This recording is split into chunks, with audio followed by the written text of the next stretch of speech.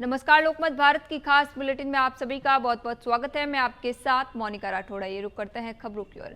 जिले के सियापुर, सालिया, सुरवानिया, पालेदरा और नादिया सहित आसपास के गांवों के ग्रामीण एवं किसान सोमवार को जिला कलेक्टर कार्यालय पहुंचे। यहां उन्होंने नीमच दाहोद रेल परियोजना के चल रहे सर्वे का विरोध करते हुए ज्ञापन सौंपा। किसानों का कहना है कि प्रस्तावित रेल लाइन का सर्वे उनकी उपजाऊ कृषि भूमि से होकर किया जा रहा है, जिससे उनकी आजीविका पर संकट खड़ा हो जाएगा। ग्रामीणों ने बताया कि वे वर्षों से खेती कर अपने परिवार का पालन पोषण कर रहे हैं। यदि रेल परियोजना के लिए उनके उपजाऊ जमीन अधिग्रहित की गई तो वे आर्थिक रूप से प्रभावित होंगे। किसानों ने प्रशासन से मांग की है कि रेल लाइन का सर्वे कृषि भूमि के बजाय वैकल्पिक मार्ग से किया जाए ताकि किसानों की जमीन सुरक्षित रह सके। ऐसा है कि ये भारतीय किसान संघ की ओर से ये ज्ञापन दे रहे हैं कि रेल लाइन के लिए बार बार ये किसानों को भ्रमित कर रहे हैं। और बांसवाड़ा जिले में सबसे लघु किसान है तो बांसवाड़ा है, जिसके पास में 1 या 2 बीघा जमीन है, उसके आधार पर अपना जीवन निर्वाह कर रहा है और वही जमीन जा रही है। इसलिए किसानों में भयंकर आक्रोश है कि जहाँ जमीन कम जाए इस हिसाब से अगर सर्वे करें, दूसरा इसकी सर्वे की रिपोर्ट बनाए तो किसानों को फायदा, नहीं तो किसान यहाँ का आंदोलन करेंगे। ठीक है, आपका पूरा नाम? रणछोड़ पाटीदार, भारतीय किसान संघ प्रांतीय उपाध्यक्ष। हम यहाँ पर नीमच से जो दाहोद रेलवे लाइन सर्वे हो रहा है उसके विरोध में आए हैं और उसके बाद में पहले भी ज्ञापन दिया था और आज भी दिया है। कौन कौन से गांव से हैं? हम पोहोदरा, सियापुर, नादिया, सालिया, पाड़ीपुर, सुरवानिया गांव के लोग हैं। आपकी क्या मांग है? हमारी मांग ये है कि सर्वे रोकी जाए, क्योंकि ये बहुत उपजाऊ जमीन है जिसमें उत्पादन भी अच्छा होता है और किसानों के बाद में नाम मात्र की ज़मीन है। किसी किसान के पास 2 बीघे है तो 1.5 बीघे है, वो पूरी जा रही है, तो उसका किसान क्या करेगा।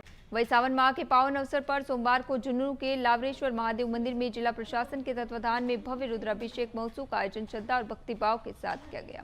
कार्यक्रम में अतिरिक्त जिला कलेक्टर अजय आर्य, एसडीएम रामकर्ण सहित जिला प्रशासन के कई अधिकारी उपस्थित रहे और भगवान शिव का विधि विधान से रुद्राभिषेक कर प्रदेश व जिले की सुख समृद्धि तथा जन कल्याण की कामना की। मंदिर परिसर में वैदिक मंत्रोच्चार और हर हर महादेव के जय घोष से पूरा वातावरण भक्तिमय हो उठा। श्रद्धालुओं ने भगवान भोलेनाथ का दुग्ध जल, बेलपत्र और पुष्पों से अभिषेक कर पूजा अर्चना की। कार्यक्रम में बड़ी संख्या में श्रद्धालु परिवार सहित शामिल हुए और भगवान शिव का आशीर्वाद प्राप्त किया। आज प्रथम सोमवार था।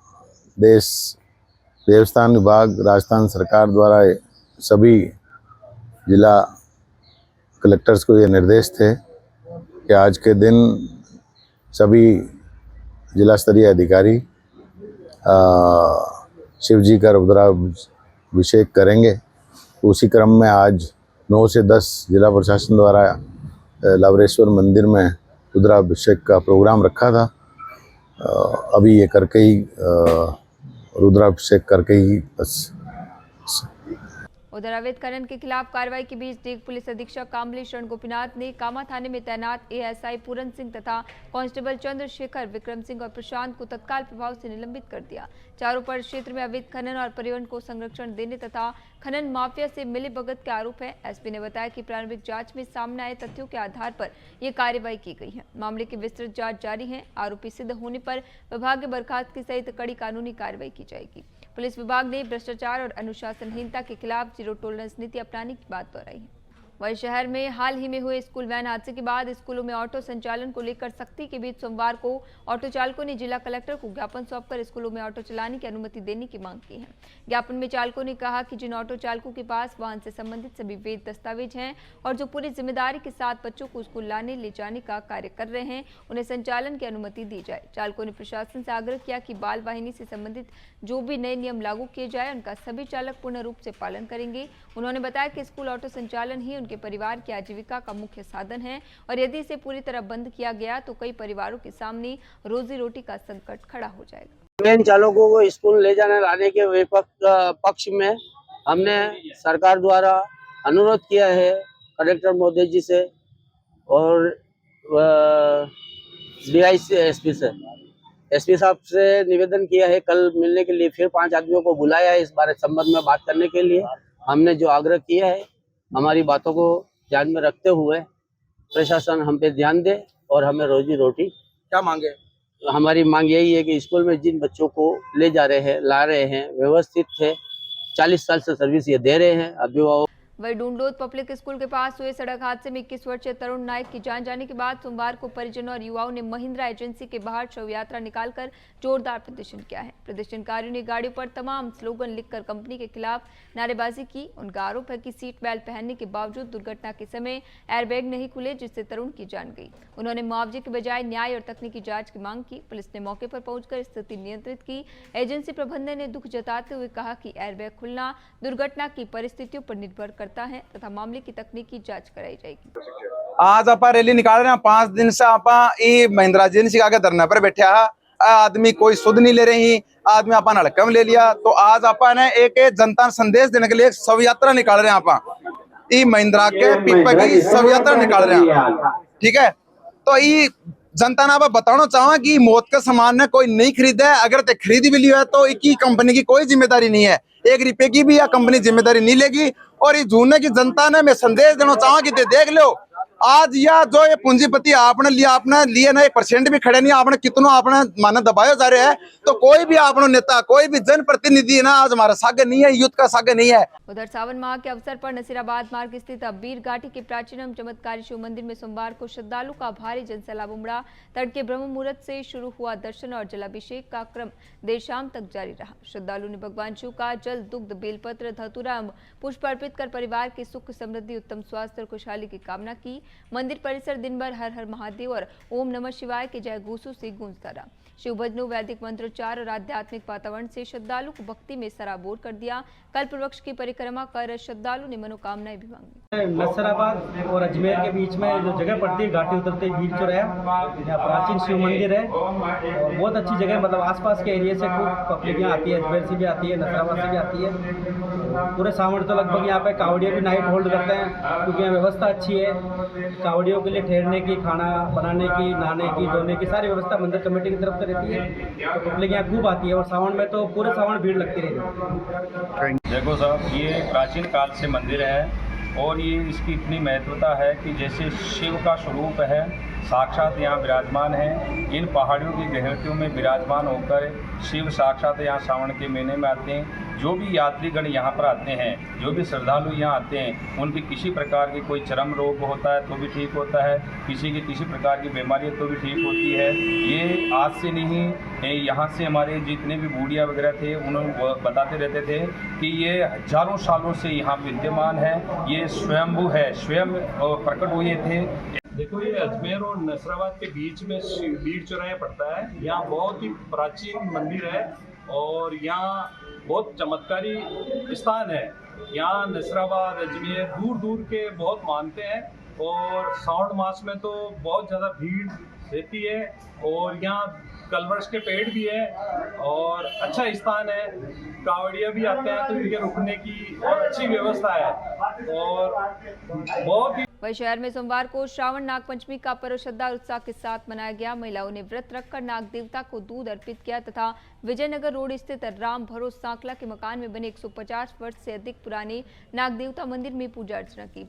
व्रतधारी महिलाओं ने नाग बाबा की कथा सुनकर व्रत का पारणा किया। मान्यता अनुसार इस दिन काल सर्प दोष की शांति के लिए विशेष पूजन भी किया जाता है। अग्रवाल, खंडेलवाल सहित सर्व समाज की महिलाओं ने नाग देवता की आराधना कर ठंडे भोजन का सेवन किया। पूरे आयोजन में बड़ी संख्या में श्रद्धालु महिलाओं की सहभागिता रही। वही अजमेरी गेट स्थित रामद्वारा में चल रहे चातुर्मास महोत्सव के तहत सोमवार को संत श्री सुखराम महाराज ने श्रद्धालु को सत्संग का महत्व बताया। उन्होंने कहा कि सत्संग से जीवन में सकारात्मक परिवर्तन आता है तथा आध्यात्मिक और नैतिक विकास होता है। प्रवचन के दौरान उन्होंने नगर सेठ और चोर का प्रेरक प्रसंग सुनाकर बताया कि सत्संग का प्रभाव कभी व्यर्थ नहीं जाता। कथा विराम के बाद 10 अगस्त से रामद्वारा परिसर में शिव महापुराण कथा का आयोजन होगा। इस अवसर पर कथा के पोस्टर का विमोचन किया गया। कार्यक्रम में संत महात्माओं, गणमान्य नागरिकों एवं बड़ी संख्या में श्रद्धालु उपस्थित रहे। उधर देवली शहर में कौमी एकता मंच ने सोमवार को उपखंड अधिकारी रूबी अंसार को ज्ञापन सौंपा। मंच ने 8 अगस्त को प्रस्तावित मोहर्रम ताजिया जुलूस निकालने की अनुमति देने की मांग की। ये ज्ञापन मंच अध्यक्ष राम सिंह शेखावत के नेतृत्व में दिया गया। ज्ञापन में बताया गया कि गत 27 जुलाई को ताजिया जुलूस की अनुमति के लिए संयुक्त रूप से आवेदन किया गया था। हालांकि स्थानीय पुलिस ने ये कहते हुए आपत्ति जताई थी कि ये जुलूस देवली में पहली बार निकाला जा रहा है। कौमी एकता मंच ने पुलिस की इस आपत्ति को अनुचित बताया। मंच के अनुसार देवली शहर वर्षों से सांप्रदायिक सौहार्द और गंगा जमुनी तहजीब तहजीब का प्रतीक रहा है। पर्व में भी मुहर्रम के जुलूस शांतिपूर्ण ढंग से निकलते रहे हैं। मंच ने तर्क दिया कि गणेश विसर्जन और कावड़ यात्रा सहित अन्य धार्मिक आयोजनों में सभी समुदाय मिलकर सहयोग करते हैं, इसलिए मुहर्रम जुलूस को भी अनुमति दी जानी चाहिए। 40वें की मुहर्रम का जुलूस देवली पहली बार नहीं निकल रहा है, ये पहली बार की बात कहते हैं। पुलिस प्रशासन को इस बात का ध्यान नहीं है, ज्ञान नहीं है। ये जुलूस आज से 20 साल पहले मुकेश माहूर ने निकलवाया था और पहले भी 40वें जुलूस मुहर्रम निकल चुका है देवली के अंदर, तो ये पहली बार नहीं है। पुलिस प्रशासन की ड्यूटी है शांति व्यवस्था बनाए रखने की, हम उनका सहयोग करेंगे और ये हम अंतिम प्राण तक इसकी लड़ाई लड़ेंगे और ताजिए का जुलूस को निकाल के रहेंगे। वही शाहबाद उपखंड मुख्यालय स्थित उपखंड कार्यालय में आशा सहयोगिनी कर्मचारी संघ ने बैनर तले आशा सहयोगिनियों के मुख्यमंत्री के नाम उपखंड अधिकारी को 9 सूत्रीय मांगों का ज्ञापन सौंपा। ज्ञापन में आशा सहयोगिनियों को स्थानीय राज्य कर्मी का दर्जा देने, संविदा कैडर रूल 2022 में शामिल करने, मासिक मानदेय लागू करने तथा अनुभव व शैक्षणिक योग्यता के आधार पर पदोन्नति देने की मांग की। साथ ही प्रतिवर्ष 25% मानदेय वृद्धि, पेंशन एक मुश्त लाभ, आरजेएच सुविधा, मृत्यु पर अनुकंपा नियुक्ति, राष्ट्रीय स्वास्थ्य मिशन के तहत प्रोत्साहन राशि बढ़ाने तथा ड्रेस कोड में बदलाव की भी मांग उठाई। वहीं सीकर शहर में राजश्री सिनेमा के सामने स्थित शराब ठेके पर सोमवार को दर्दनाक हादसा हो गया। ठेके के लोहे के गेट में करंट आने से करीब 43 वर्षीय मंशूर शहद की जान चली गई। प्रत्यक्षदर्शियों के अनुसार गेट छूते ही वह करंट की चपेट में आ गई। सूचना पर पहुंचे एम्बुलेंस से उन्हें एसके अस्पताल ले जाया गया, जहां डॉक्टरों ने मृत घोषित कर दिया। घटना के बाद मोर्चरी पर परिजनों और लोगों की भीड़ जुट गई। परिजनों ने जिम्मेदारों पर कार्रवाई और मुआवजे की मांग की है। पुलिस ने मामला दर्ज कर जांच शुरू कर दी है। आज 12:30-1 बजे के करीब हमारे वार्ड का एक आदमी जिसका नाम मंसूर अली है, वो ठेके के पास गया था। ठेकेदार ने वहाँ अपनी जो लोहे की जाली लगा रखी है उस पर करंट लगा रखा है और उसके आधा घंटा पहले एक आदमी को और करंट आया था जिसको लकड़ी से छुटाया गया है। ठेकेदार की लापरवाही इतनी है कि उस करंट को उसने हटाया नहीं वहाँ से, जिसके कारण उसकी मौत हो गई। अब हमारी डिमांड है कि ठेकेदार के खिलाफ कार्रवाई करे, पीड़ित परिवार को मुआवजा दे। अभी हम उनके खिलाफ एक FIR देंगे। FIR देने के बाद अभी के लिए खबरों में इतना ही। तब तक के लिए बने रहिए लोकमत भारत के साथ सच का।